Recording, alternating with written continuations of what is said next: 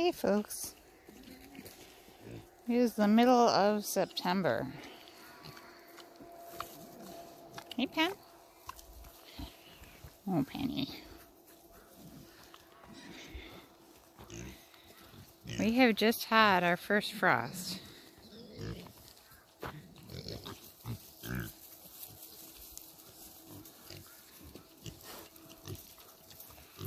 Gosh, those are some cute babies. Here's some cute babies. You're also a cute baby. Look at you. Oh. Oh.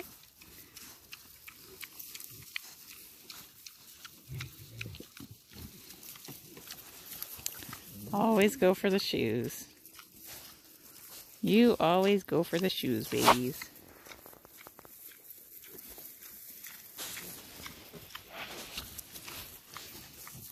Hey, little ones.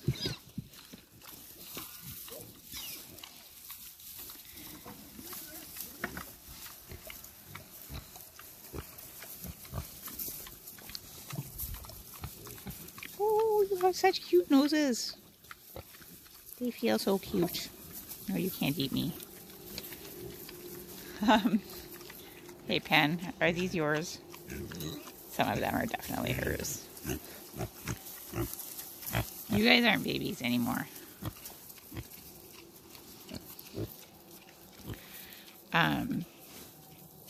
Yeah, so I have some piglets, fall piglets. The Ossibas like very early spring and fall. When they're in a group like this.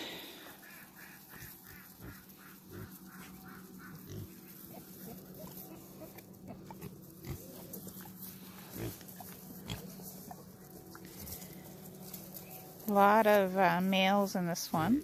I normally castrate on site, on location, but these guys are getting a little too big for me to handle. I had some health stuff going on, didn't get them done, so I'm going to have to round up all the boys and take them down to the vet real soon now. You can see there's some very fat babies going on here.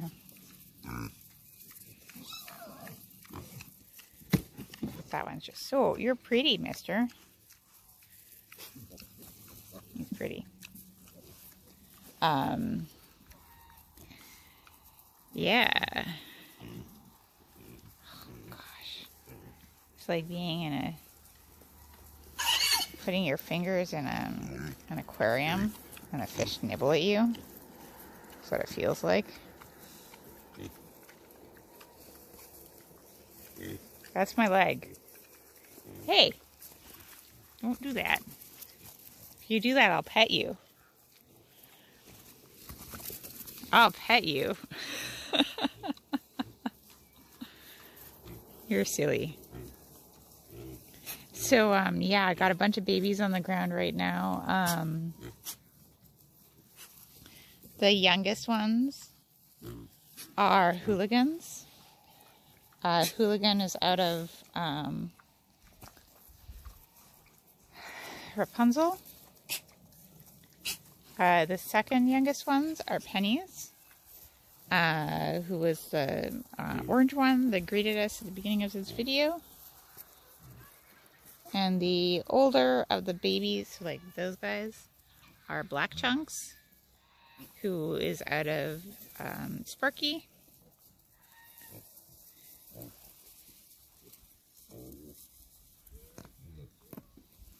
Excuse me, that's my foot.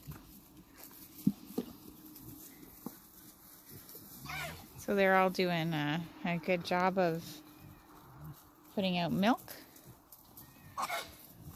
Hey, little one. You want to play? You don't know if you want to play.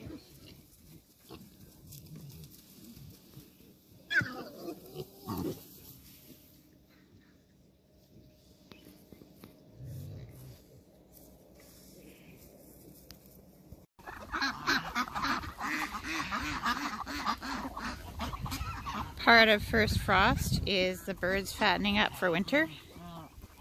So they're going through maybe 4 times as much grain as they did during the summer.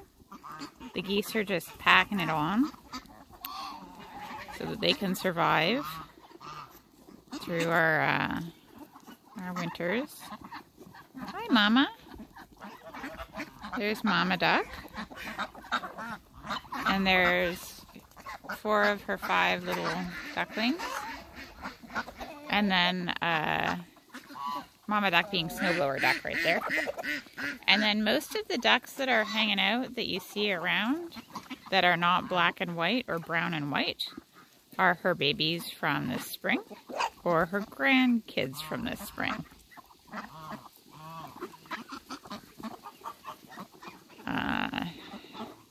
Not those ones there, but like all of these like gray ones and black ones and kind of mostly gray and black ones are hers. And then these very striking markings are the anconas.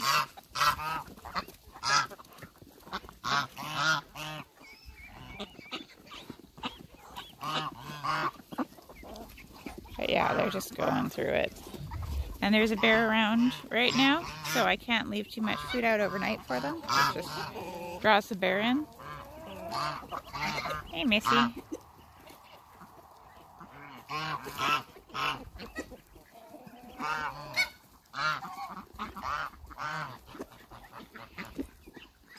Oh, busy farmyard right now, that's for sure.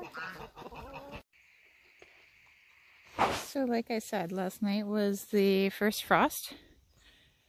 I was out here hauling in green tomatoes. I was kind of hoping we wouldn't get a full-on frost. But it seems that we did. Oh. Something was scraping around in here. All of these black leaves were squashed that were not black yesterday. And you couldn't even see the squash. This is Sundream. Here, it looks like we got a couple. North Georgia Candy Rooster. Is this whole patch? It's just 2 plants. This is the Loft House ones. Joseph Loft House's little, like, very... Oh, there's a green one. Very reasonably sized for 1 or 2 people. And super hardy squashes. This one here that looks like North Georgia Candy Roaster is Giddy Oaksoman. That may or may not be the exact pronunciation. This is Burgess Buttercup, which I think got, like, I think a lot of these are gonna, how do I describe this? You can see where it frosted, it burst the cell walls and you have what looks like a wet patch. The ones that don't have what looks like a wet patch will probably cure no problem indoors. Oh, hi, Demon.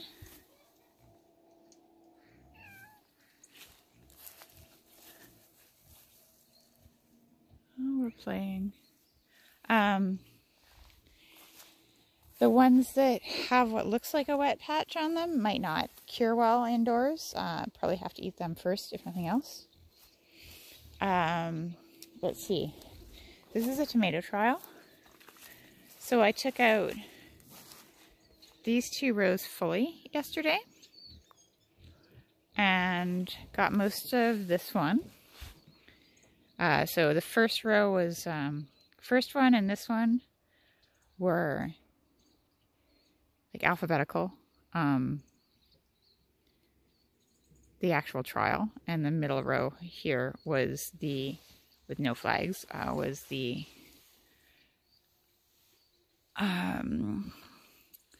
Loft House cross-pollinating type tomatoes. I noticed that the corn looks great. Hasn't done anything. That's good. Got in all my peppers, which is good. They don't like cold at all. Didn't get in all the tomatillos. Got in all of my, well, I thought I got in all of my pickling cucumbers, but I see at least 2 here. Actually, they don't feel frosted. Maybe they're okay. If the cell walls got burst, then when they go into the pickle, the brine, they'll just turn into sludge. And over here, North Georgia Candy Roaster got up here too. This is just a volunteer from the pigs that ate something and left it there. There was another squash up here. Oh, there we go. This one, which is, there's a second. I didn't see that it had made another squash. What are we?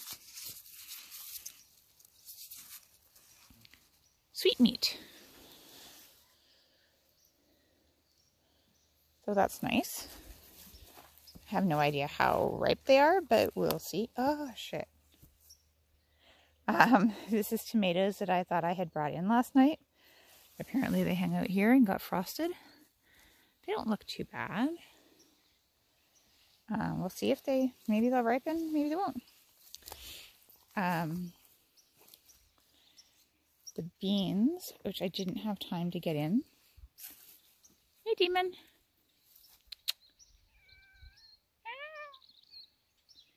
I guess I'm picking whatever is left there and seeing what I can do with that. Definitely, the trial was an incredible success. I got so much information from it. The top, like any one plant of the top, here's a sugary pounder. The top producers did like 10, 20 times better than the lower producers. So a whole bunch didn't even ripen anything before frost. You did? What are you? Siberian. Not early Siberian, which sprawled really big and didn't ripen much. But Siberian. Good to know. Yeah, didn't make it into the middle here of this patch. But this is the replicate. So this is all repeats of what was up here. So yeah, I guess, I mean, I still have lots of food to bring in. This is Lady Ham. Maybe? Or are you Italian pepperoncini?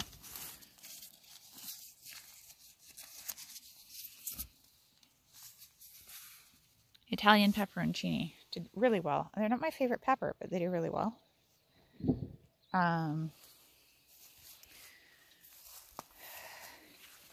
Couple of volunteer tomatoes that like almost ripened before frost. I'm kind of impressed by them.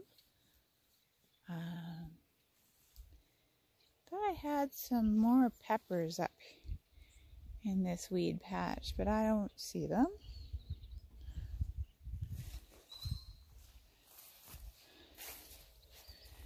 Yeah, just looking around. None of the beans ripened into dry beans. They did get in a little bit late. I don't know how much of a difference that would have made, because a lot of them are just like, they're very edible looking, not very dry looking. Of the ones that I would try again, Alice Sunshine did well. Early 6 weeks did well. What's this one? This is Northern Pinto, which also, like, a couple of these plants are just, like, loaded.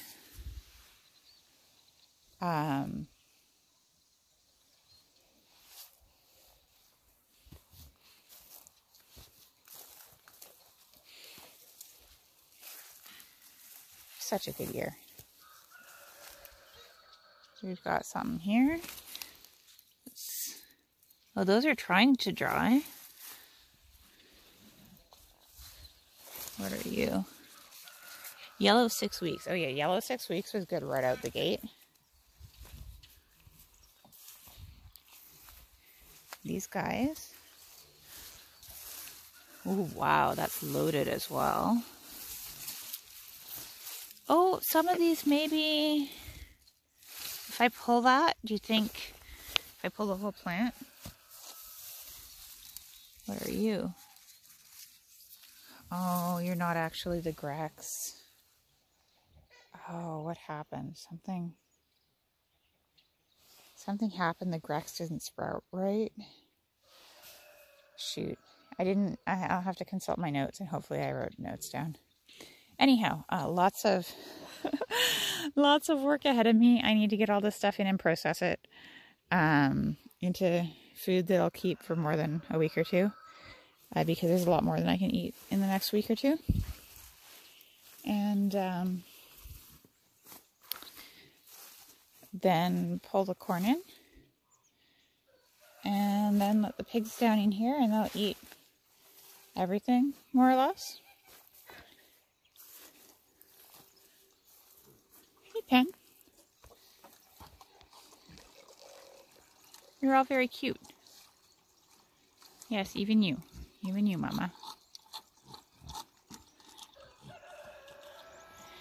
So yeah, exciting times, busy times. This is the culmination of everything. I was taking down data while I was out here last night. I wasn't weighing everything exactly, but scoring production on a scale of like 1 to 5.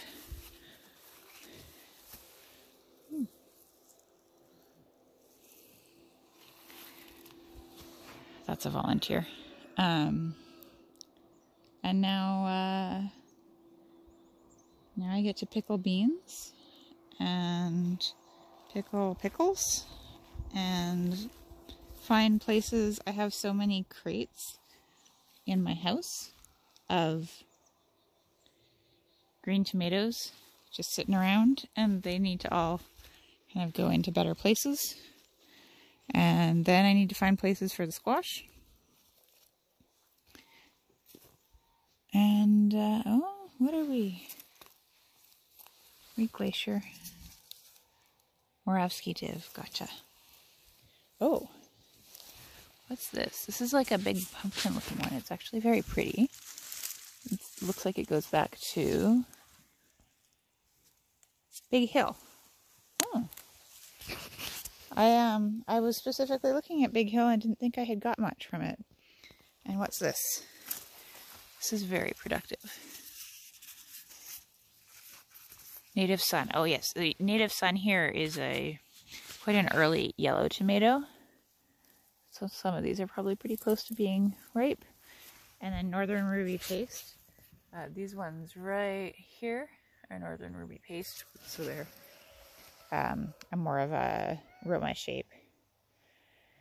So yeah, I guess I'll come through here today, pull out everything that I can, stack it in my house, go to work tomorrow, come back from work tomorrow, which is Friday, and start preserving things. Oh, another cucumber. Seriously, I thought I had pulled up all the vines. How many more did I miss?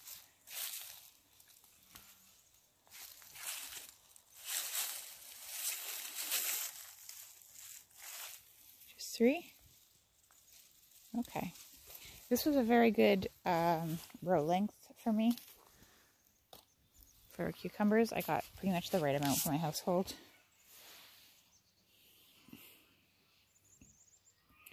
So that's what, 12 feet? 14 feet, something like that. Oh, how are there mosquitoes? Isn't the frost supposed to kill you, mosquitoes? Okay, well, I am gonna get on with my harvesting. I just wanted to show you, like, end of season. It's, in some ways it's sad, in some ways it's just incredibly bounteous, incredibly abundant. Even things that didn't produce a lot are, I either learned something or I got, you know, enough to play with. You know, like my peppers didn't produce that much for a pepper plant. But I sure have peppers to play with to make my hot sauce for this fall, or this winter. Gonna try and bring in a bunch of tomatillos and make a couple more sauces for all that pork that I put in the freezer earlier. I'm really curious. Some of these tomatillos have just like ultra giant, like, let me just show you here for scale. Ultra giant poofs. I'm not sure if that's normal. Like, I've only ever seen ones that are considerably smaller. So I'm curious about that. Anyhow, I'm gonna go. You enjoy what's left of your summer, which I believe you should have some more of than I do. And hope your fall is a rich one.